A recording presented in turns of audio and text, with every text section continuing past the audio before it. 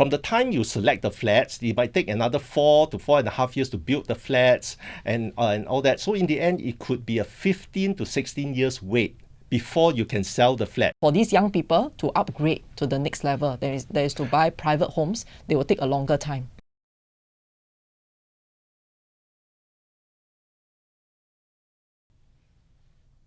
It's the most watched political speech of the year, Singapore's National Day rally. And this time, Prime Minister Lee Hsien Loong delved into a topic that affects the vast majority of citizens: public housing. You've heard it by now. The government will do away with mature and non-mature estate classifications and adopt a different framework for HDB flats: standard, plus, and prime categories. Netizens joke that this sounded a bit like the new iPhone 14. You have Pro and a Pro Max version. And they're not entirely wrong. Just as phones have different specifications and are priced differently, so too are these build-to-order flats. Depending on your budget, your income, your needs, you pick a BTO flat in one of these categories. And now, singles can also apply for specific units across these bands. And that's what we want to discuss today. What will be the impact of this new framework when it kicks in next year? Will there be fewer million-dollar HDB flats changing hands? And how does a longer wait to sell these coveted flats affect people? With me to discuss this are Christine Sun, Senior Vice President of Research and Analytics at OrangeTee Tie. Hello everyone, thank you for having me here. Nicholas Mark, Chief Research Officer at the real estate platform MOGUL.sg. Hello everyone, I'm glad to be here. Sarah Lin, a 27-year-old who tried 7 times before she finally got her BTO flat. Hi everyone, thanks for having me here as well. Okay, welcome all to the show. Sarah, I got to ask you, 7 times to get your BTO flat? What happened there? And why did you keep trying? I like to know the answer too. 7 times is really a lot. And I guess when people ask you why 7 times and what were you applying for, I would say it's a mix of non-mature and mature estates. That's usually the breakdown people ask you for. And why I kept trying was because BTOs are affordable, right? And that was a big factor for me.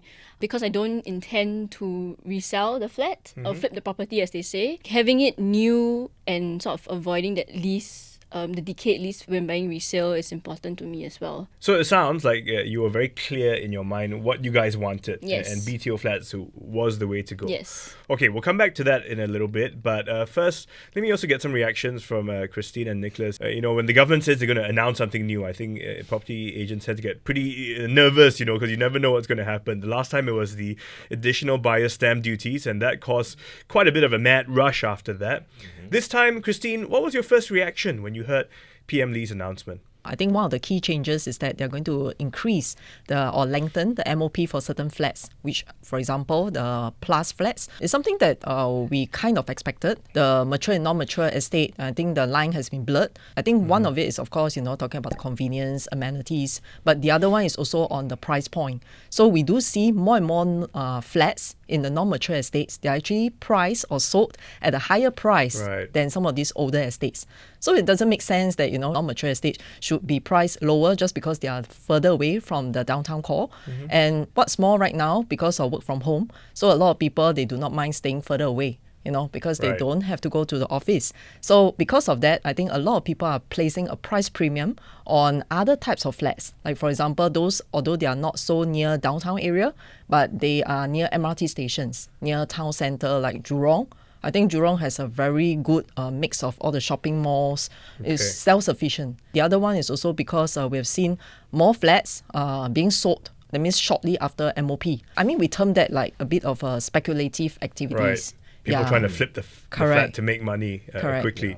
Okay, Nicholas, what about you? We know that something is in the works because a few months ago, the government has actually asked for feedbacks from real estate professionals about whether or not this term of mature, non-mature estate, is it still relevant, and it even asked for suggestion. Can you come up with something to replace them? Well, I'm glad that they came up with a system that is actually a departure from the previous mature, non-mature estate, because it's now more reflective of the value of the flats and the locational attributes in the whole market. The mature, non-mature estates was introduced 30 years ago, so I think this new classification could last for another 30 or more years. But the government actually killed two birds with one stone. Not Okay. only do they introduce a new classification, they also introduce new rules especially for the prime and the plus flats. I think the jury's still a bit out on this. It can potentially make them more affordable, but it has also other implications, which we Terms can and discuss. conditions, so-called, that come attached with it. Precisely. This is the MOP, the minimum occupation period, right? That That's was the one main of them. change, yeah? That's one of them. And the other one is that the owner, if they don't need the flat anymore, they cannot rent out the entire flat, which is okay. what some HDB owners are doing. They move to a condo and they rent out the entire flat. And people always feel that's not really fair because there are those of us who really need a flat to stay in. But let's talk about the MOP, the occupation period, because changing it from 5 to 10 years, that's quite significant. What do you make of that, Christine? They already tested this system when they implemented the PLH model flats. So from the application rates that we've seen over the past maybe about 1 year plus, you see that actually the number of applicants have been rising.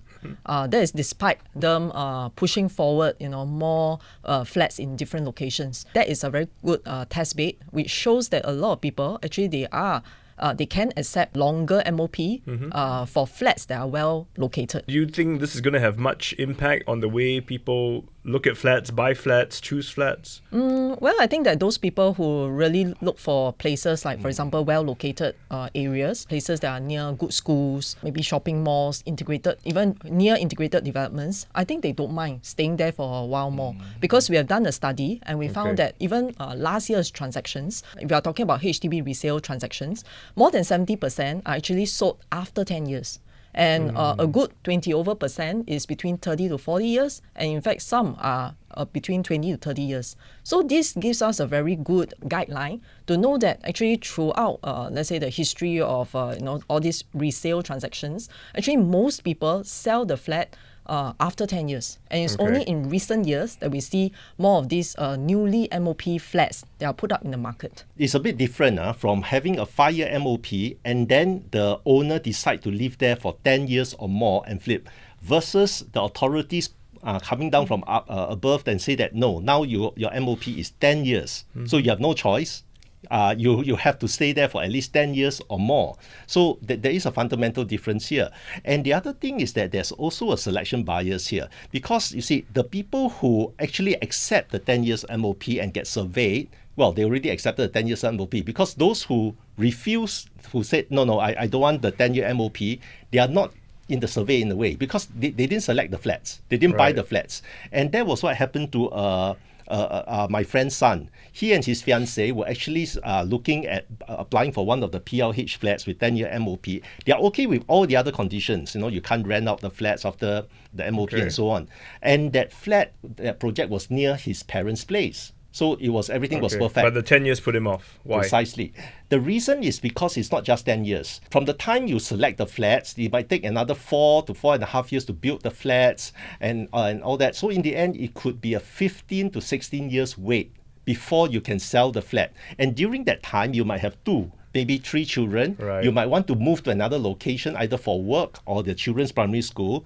And you can't do all that. So it's very onerous on the buyer about basically losing your mobility for almost 15 to 16 years. You don't know what's going to happen in that future. Okay, well let's ask Sarah, because you are in that situation now. You have a 10-year MOP, right? Yes, that's correct. How do you feel about that? And you don't mind. You waited how many years before you got your flat? 7 tries is about 2-ish years. Okay, of so trying. 2 to 3 years plus the 10 years. Yes. You're okay with that? Yeah, so I think the MOP being 10 years has made sort of buyers more intentional about the housing that they're purchasing. So for me, because I don't intend to sell it, that's why the location is very important to me, and that's a trade-off I'm willing to take on. The 10 years MOP. You're not worried that No. a family might come along, children, change jobs, circumstances change? Hence, because it's centrally located, I think that changing jobs won't affect me. I mean, you're near MRT, you're near a transport node, I'm near my parents, I will need to take care of them in retirement. So in a way, it makes you more intentional about your choices when you're choosing a house. Did you think about all these other aspects when choosing? Yeah. You did? I did. Okay. Yeah. So which means buyers would just have to go in with more clarity on exactly what they want and what they're looking for, because they know that this is a long-term purchase, right? Is that so bad? Actually, that's quite a good thing because it keeps the property market more stable, right? There's less flipping, less buying, selling. I'm not in favor of the flipping because I have observed that sometimes it is actually some property agents that are encouraging the flipping. By the time the flat approaches the 5-year MOP, for some of them, they start stuffing the mailbox or start that's mailing it to the owners and say, do you know that you're sitting on a pile of gold? If you let me help you to realize your capital gains. I mean, yeah, that can't be helped because now they'll just come back in 10 years, I guess, instead of 5 years. But what about, this new categorization, these 3 tiers instead, Christine, perhaps your take. So from mature and non-mature to standard, plus and prime. Does that help sort of spread the flats more evenly? Yeah, I think that these plus flats, because the key change is in the plus, right, where they put one more category in the center. I think that will be good because it actually reflects the intrinsic value of some of these good flats.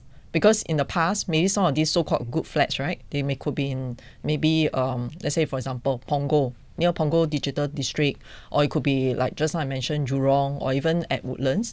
And these flats, perhaps they can command higher prices, but because they are in non-mature estates. But now we can tag them to be plus flats, so that actually recognizes that value, Okay. just because they are further away from downtown area doesn't mean that they are not as valuable. So the question is, will that actually affect prices? Now that there are more categories, will that change the way flats are priced? Does that mean you can get more affordable HDB flats? May not necessarily be so. At the moment, the details are not very firm, or the government hasn't really released a lot of details. They just simply say that the prime flats, these are like near the central locations. The plus flats are near popular locations like MRT stations.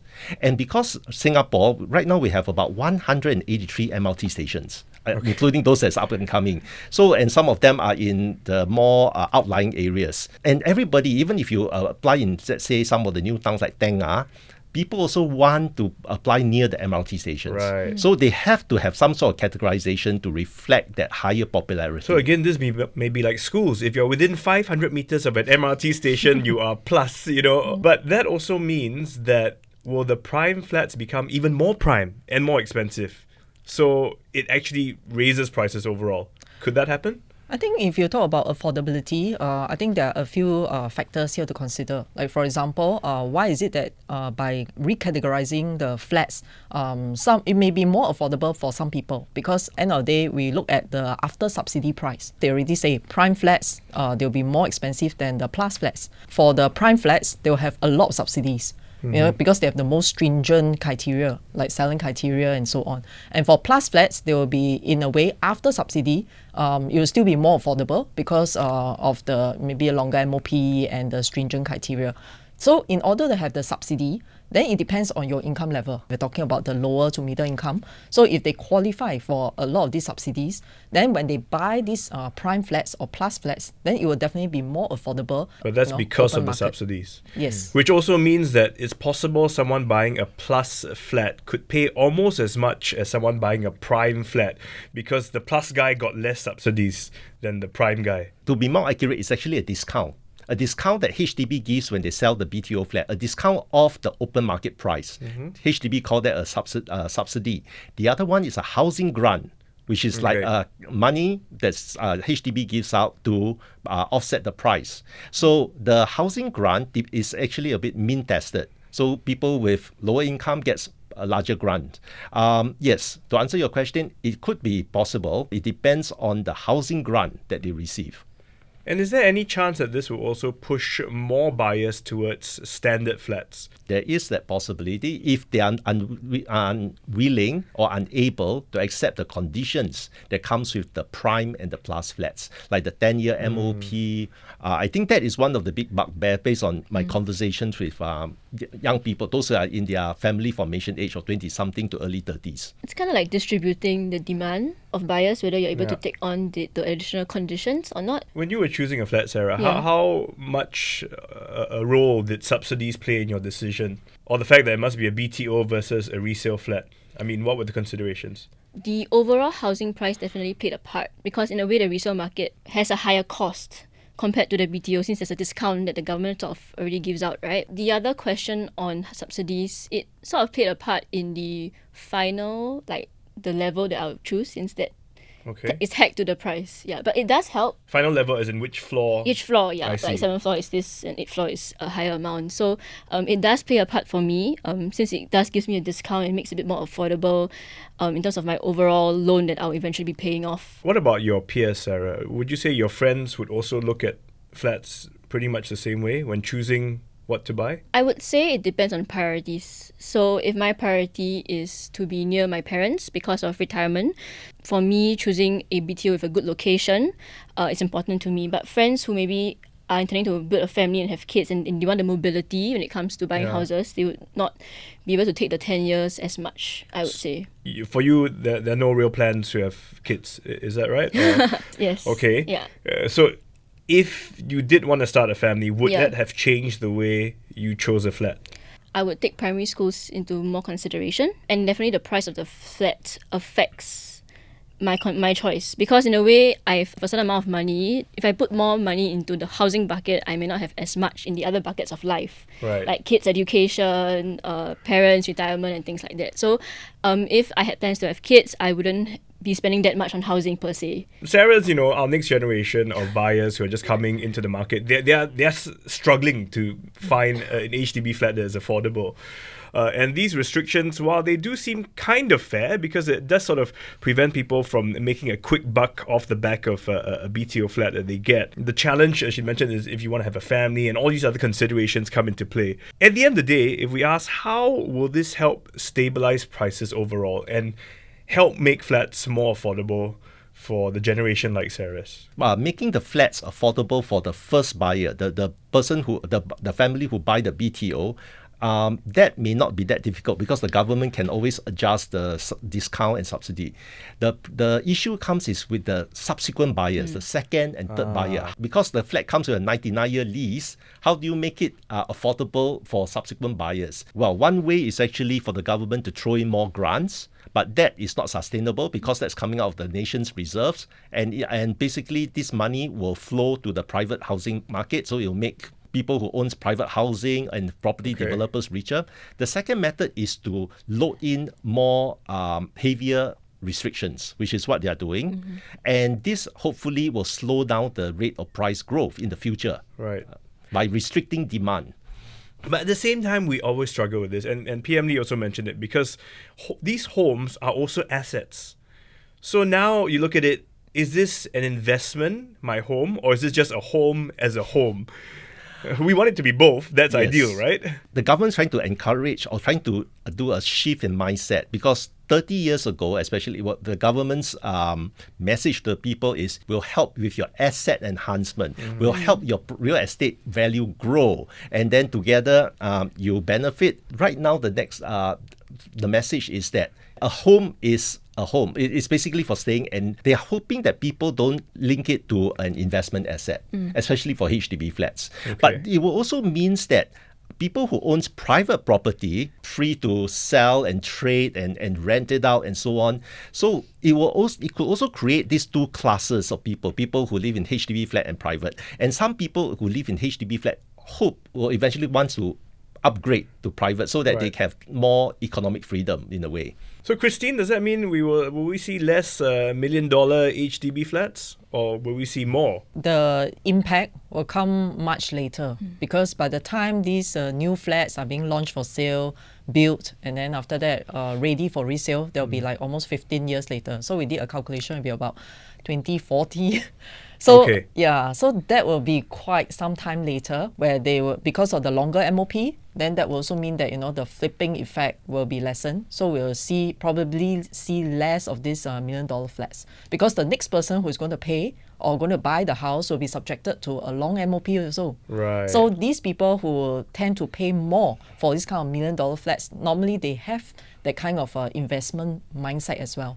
So most of the time, probably they probably will not, accept that longer MOP because by then the flat will be almost like more than 20 years old. So in that sense, but as of now to then, I think that the number of $1 million flats may continue Right. Yeah, because a lot of people, if let's say they do not want to, commit to that 10-year MOP, I think they will still try to get the unit in the resale market. Right. Especially And especially now, if you tell me I'm in a prime Yes. category, I will probably jack up my price even more. So okay, so we look at these prices. How far will these prices be affected by what's happening in the private property market? The private property market, price growth has actually also slowed down, especially with so many rounds of cooling measures. But the prices of in the suburban areas of family-size units right now, I think if you want to buy a 3-bedroom family-size condo unit, the price would be easily half 2 million to perhaps 3 million. This actually fuel the demand for $1 million flats or the creation of $1 million flats. Because for someone in the past, if I have a budget of $1 to $1.2 million, I can buy a resale condo unit. Let's say in Bishan. Right. But right now, if you want to buy the same 3-bedroom unit in Bishan, you need to have a budget of about $2 million. Right.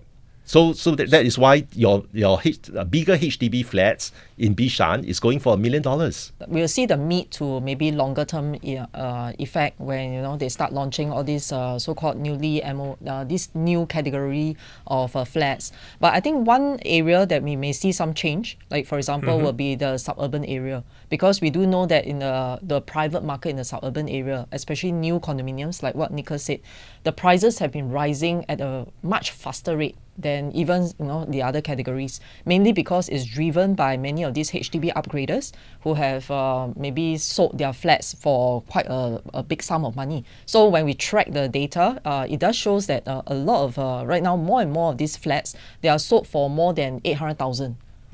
So including like those 900,000, 1 million. When we start seeing a lot of these newly MOP flats and young people selling their flats for this kind of price, that's the reason why they push up these prices in the suburban area. Right. So if let's say right now they're going to lengthen the MOP period, that will also mean that for these young people to upgrade to the next level, there is to buy private homes, they will take a longer time. So that will delay that kind of price or demand for this kind of private condos.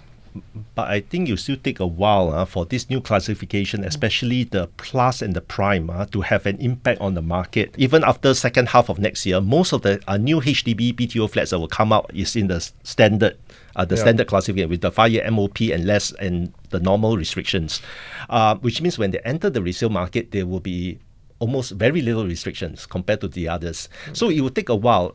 It could be the plus and the prime combined together, they could make up 10% or 20%. But in the meantime, we still have about 1.1 million HDB flats that are already completed in the market. That could 1 million of them, well, minus the rental flats, 1 million of these flats could be transacted. And some of them are in the going to be in the newly categorized prime and plus locations.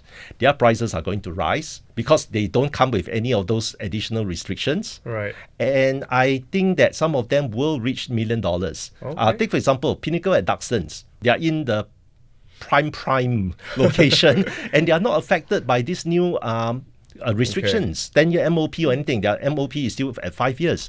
So as a result, you'll still see $1 million flats at Pinnacle at Duxton. That's true. They are trading almost as if they were private property. Yeah.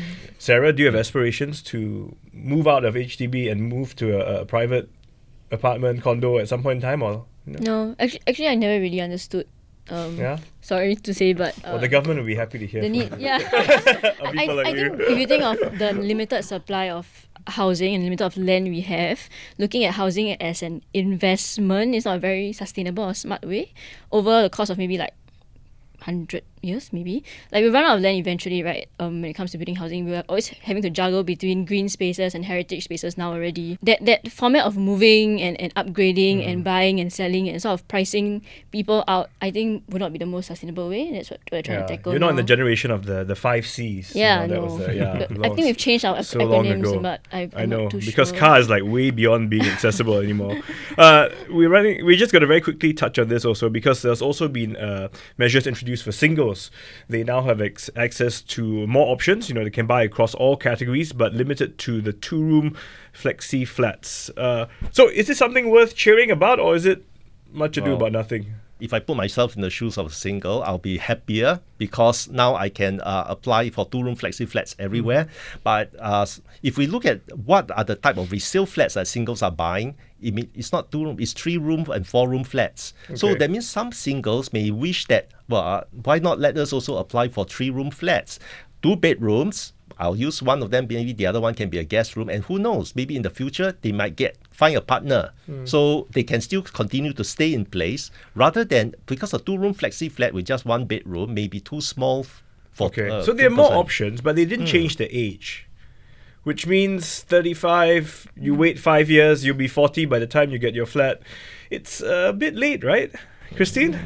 Well, I think the singles that we are looking at may not be just like the young people singles, because right now with aging population, we are also looking at, some of them could be divorcees, retirees, or those maybe widows, So there are quite a lot of a big spectrum of singles that they are trying to help. But I think that generally, of course, having more options is better than none. But I think one good thing that I see this whole thing is that right now, the singles, they have the option of shifting nearer. Because in the past, they can only buy like the new flats in the non-mature estates. So at least now there are more options to shift forward. So at least people don't have to incur high rental, or they have to incur like high prices, buying like the resale flats. But of course, also to address the aging single population. What happens if you have all the singles and they're aging and living so far away? That's true. And the families are all downtown. So I guess we need to create that mix around, the different communities and to support this growing population in years to come. With one last question, I'll go around for each of you. Sarah, I'll start with you. I mean, this new categorisation, and do you like it? Do you think it's going to be good for you in the long term? My friend put it quite well when I was discussing it with him. So he said that this would result in the current people having lesser capital gains, but it will make it more affordable for the future generation. And we're all about sort of, helping the future generations, whether it's reserves or policies and things like that. And so I think overall it's a plus. It's a plus for me. Okay. Yeah. But it's not prime. It's a good joke. And Nicholas, what about you? From looking at the industry, the property sector as a whole, is this good for that industry? Well, I think that the classification is necessary to replace the former definition of mature, non-mature estates. But I'm a bit concerned about some of the restrictions and rules. Although I do support that you need to have these restrictions in order to make the flats affordable for subsequent buyers in the resale market. But I'm concerned about the social implications. Public housing should be for the people who need it, but when you make the rules too strict, like for example, no rental, then what happens if we got a situation like what happened in the last 2 years when the rental rates were shooting through the roof? You don't have a HDB rental market to absorb, be like a buffer, to let the tenants rent more affordable housing. Going forward, let's say in 30 years from now, these people, the tenants, if we have another rental boom, will have to face the more expensive condo market. Okay. Christine, what do you think? Okay, for me, I think I look at this whole thing in quite a different perspective, because I think right now people's perspective is still looking at what's going to happen, how it's going to impact the market right now, maybe 5 or 10 years down the road. Like, I think it'll be quite exciting for the next few decades, because if you follow the news, right, I think there's been quite a bit of coverage on government going to release a lot of new land. Like, for example, like Turf Club, Greater Southern Waterfront, maybe Long Island at East Coast, Mount Pleasant, and so on. Okay. So there are so many new plots of land, and if you look at things in a higher perspective, you'll see that actually the government is going to release a lot of housing all over the island. So if they do not change the way they're going to classify this massive number of new flats that will be coming up maybe in the next 20, 30 years, then we'll have a lot of problem, especially since, like, for example, like Old Airport Road, that place is really big. So it can straddle between many different estates or planning areas. So I think that what we are looking at right now is just what's the impact on the pricing or market or demand. But if you look forward, maybe 20 or 30 years down the road, I think this classification does make sense. Well, thanks so much for coming in. I mean, it's I guess when news is first introduced, it takes some time for people to digest and to see how it really works in the system. And I think, as you all rightfully pointed out, this is a much bigger long-term plan than what we sort of imagine right now. But only time will tell if it really works out or not. Well, thank you to my guests for joining me and coming and sharing their thoughts on this, and also to all of you who have been listening in. If you have any feedback, any thoughts on this topic, do feel free to drop us a note at cnapodcast@mediacorp.com.sg. And of course, if you like the episode, just jump online, give us a good rating, 5 stars, leave us a review on Spotify or Apple. The team behind this podcast is Jacqueline Chan, Joanne Chan, Tiffany Ang, Sarah Lin, Jesselyn Tan, and Crispina Robert. And I'm Stephen Chia, signing off. Keep talking, keep connecting. Bye for now.